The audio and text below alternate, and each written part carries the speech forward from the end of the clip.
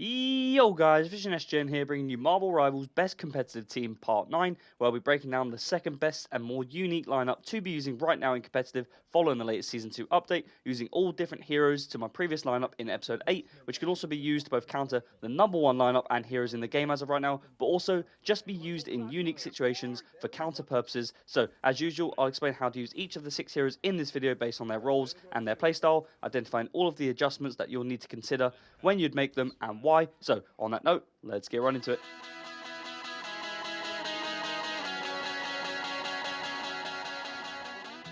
Now, as for the roster itself, as usual, I won't be going over a guide as such on all of their individual abilities, as I've made guides for most of these heroes on the channel separately, and for the most part, I am assuming that anyone watching this video and learning about the best competitive teams right now following the latest update is already fully aware of most or all of the heroes and their abilities in this game. And in this video, as I mentioned in the start, I will be explaining the best meta team, or arguably one of the best teams and heroes to be using right now in Season 2, and we'll continue to combine some unique and meta lineups going forward for the future episodes, so stay tuned and you can try them out for yourselves. And hopefully you'll have as much fun as I've had using all of these heroes, but more importantly, within these specific lineups. Now, of course, not all of these lineups will work in competitive. Depending on your rank, of course, as well as your skill level, you should probably try some of these team comps and heroes in a more casual environment first, where it's less consequential. But this is most certainly one of the best viable lineups to be using right now in competitive. Now, as for this lineup, we will be using a 2-2-2 setup, which comprises of 2 tanks, 2 duelists and 2 strategists, and as usual we'll be starting with the tanks, and for this setup we'll be using a dual brawling setup, which will basically contain the likes of the Hulk and the Thing together,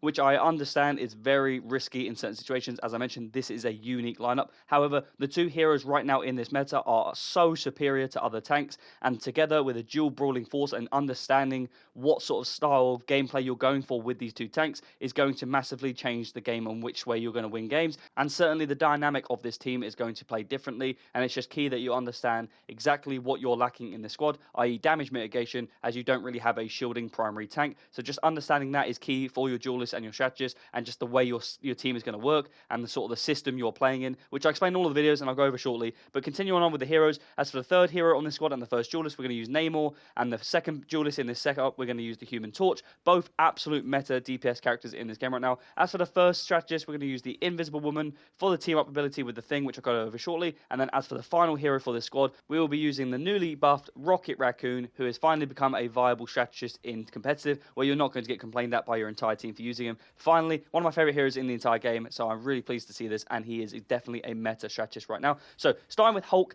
as the primary tank for this squad, responsible for brawling pressure, sustain and mobility, using both his leap and his shields. Now typically Hulk would not be a primary tank, and yes, this can be altered to suit different styles, as I've explained and I'll go over further in the video, but pairing the likes of the Hulk with another brawling style tank such as the Thing, who will be the second tank, is a very unique lineup, something that most systems or other teams will not account for, and other team comps just won't expect or be able to figure this out quickly, and it's why this setup is really effective and, as I mentioned, unique. Now, as for the second hero, the Thing, he will be the second tank for this team, who basically will be responsible for point pressure, crowd control, peeling back for healer support and mobility, and also displacement using his charge and his ultimate. And together with the Hulk, you'll be able to constantly disrupt a range setup when coordinated with the rest of your team, making it uncomfortable for the likes of the Hela players and so on from being able to be effective, and this is why this is a unique lineup. Now, as for the third hero and the first duelist in the squad, we'll be using Namor, and due to the Hulk team up right now, he is insane and absolutely meta in this new season. In the lineup, Namor will be required to play more aggressively and pushed up than usual,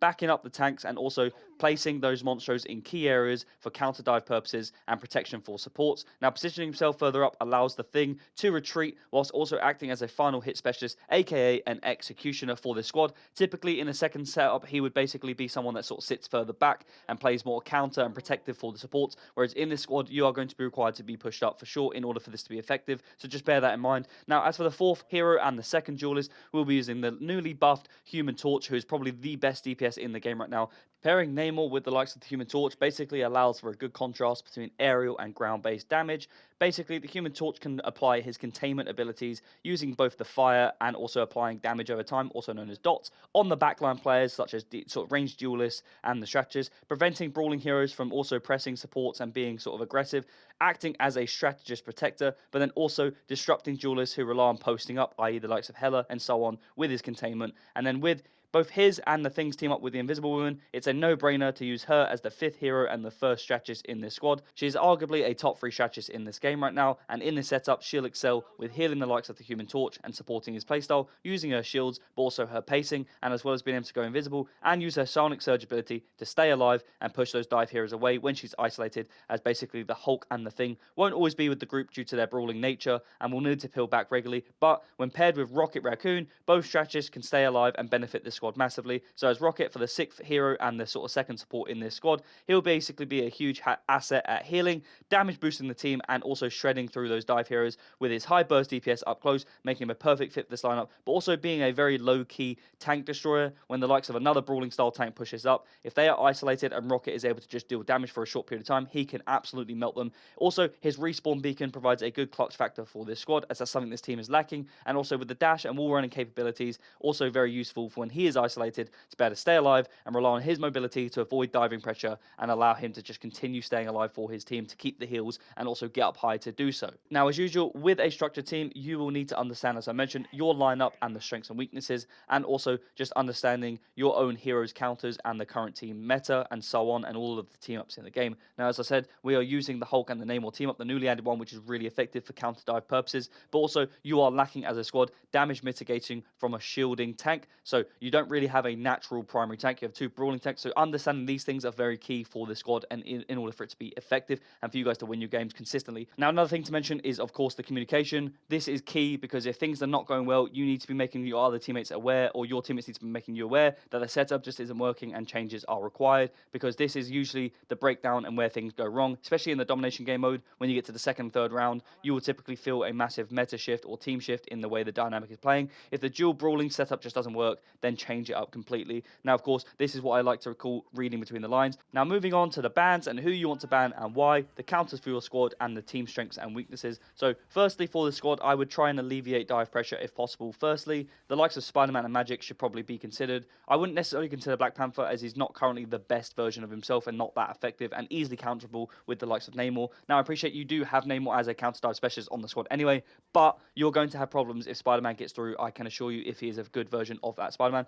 And also Wolverine, I would maybe consider him because he can maybe disrupt the likes of Hulk from being effective, but you don't necessarily have to ban him. You could also consider the likes of Psylocke, Groot, or Emma Frost. They have, in my own experience, been problems for this setup, but you can manage them. You just need to work together and communicate with your squad. I wouldn't then ban the likes of Hela or Hawkeye. Ranged duelists, basically, as this team can definitely handle and mitigate those characters very well. And then as for the adjustments, when you'd make them and why, with regards to the adjustments to each of these heroes. So starting with Hulk, as I mentioned in the video, if you need a primary tank, someone responsible for damage mitigation and better shielding abilities, then use the likes of Strange. Not Magneto, purely because we used him in episode 8 and he is probably the best tank in the game right now, but seeing as we're not using him and the theme of this video is to try and not use the same heroes, we will be using Doctor Strange as the second alternative. However, if your team if you're not able to get Namor and he is banned for whatever reason and you need a counter dive specialist, someone that is better at crowd control, then use the likes of Penny maybe as a suggestion if you feel that your team is getting dove on and you lack that dive pressure. Now also, as for the second adjustment, I would consider maybe Venom for the Penny team up if you do go down that route, due to his high sustained mobility versus the Hulk. However, if you do, you can change to maybe and consider Captain America for his better mobility and kit to disrupt backline players whilst also staying alive and a better evasion than the likes of maybe the Thing, but also providing the newly added team up for the likes of the Winter Soldier, who I would then consider as the adjustment for Namor if of course he is banned, or if the other team doesn't have any dive heroes at all and have a lot of brawling style tanks where Namor is probably less effective, and the Winter Soldier is super effective in these scenarios as he fares very well against brawling style players with his high sustain and damage output, but also the Captain America and Winter Soldier dynamic really works quite well in this current meta. Now, as for the fourth adjustment for the Human Torch, if the other team is basically picking him off out of the air and he just feels too isolated in the air on his own, I would then consider maybe using the likes of Star-Lord for his better evasive capabilities, or maybe the Punisher to act as a group wall or shield destroyer. If the other team has that sort of setup, then he is really effective, but also for the Rocket team-up ability, which basically acts as almost a second ultimate ability. Now, as for Invisible Woman, as the primary healer, I would definitely make sure if you're changing her, change to the likes of Cloak and Dagger, seeing as we've already used Loki and Luna in the previous episode, and Cloak and Dagger is super effective at providing team heals in grouped areas over the likes of Invis, but maybe also for the cloak aspect and making enemies vulnerable, boosting the damage output for the entire team. And when it comes to applying more damage to marked enemies, this is super effective. Now, as for Rocket and as for his adjustment, with the new season buffs, he has become incredible. And with the Punisher adjustment, as I mentioned, the team ability that he gains can really increase the overall damage output for the squad massively, who will basically allow the Punisher to shred through shields and mitigate the likes of Magneto and Emma Frost from being effective, which, as they are a part of the Episode 8 squad, the #1 heroes to be using right now for the tanks. Go check that video out if you haven't already seen it. It will basically explain the entire setup, just like this video. But basically, he will be super effective in this squad at sort of mitigating those players. However, if Rocket just isn't working and you don't adjust the Punisher into the lineup and you maybe use Star-Lord, then I would then consider the likes of Adam Warlock for a Star-Lord team ability, but also retaining that clutch factor with his ultimate ability. Now, as for the team abilities, as for all of the named heroes in this list, here's a quick summary of all of the potential linked-ups to consider when you're forming your team based on the initial startup and also the adjustments. So, starting with Hulk, we will get the Hulk and newly added Namor team ability. As for the second one, we'll get the Invisible Woman, the Thing, and the Human Torch Fantastic Four ability. Then as for the third one, we'll get the Rocket and Punisher team ability. As for the fourth one, we'll get the Venom and Penny team ability. As for the fifth one, we'll get the Captain America and Winter Soldier team ability. And then as for the sixth and final, we'll get Warlock and Star-Lord team abilities. As you can see, there's quite a few different options, and it will depend on the dynamic and sort of system you're going with, which is very, very important to understand. But also the bans and which that will directly impact your game, and having to quickly make decisions based on who gets banned and what system you're going to be allowed to be played in. And in summary, this lineup and team structure initially has a great brawling and high sustain advantage versus other teams with the likes of the Hulk and the Thing,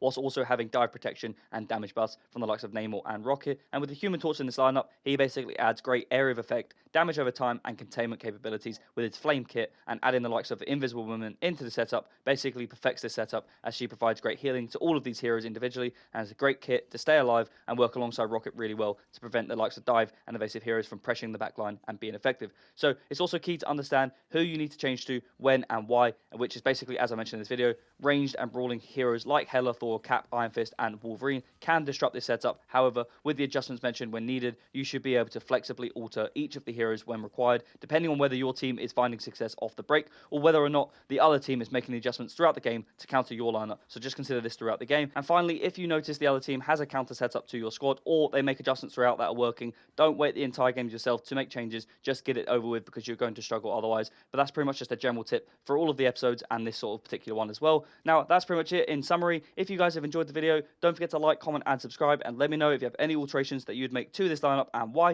If you have any cool clips or tips that you'd like to share about using or being a part of this squad, then let me know down below in the comments. I'm Vision SGN. I hope you enjoyed the video, and I'll see you in the next one.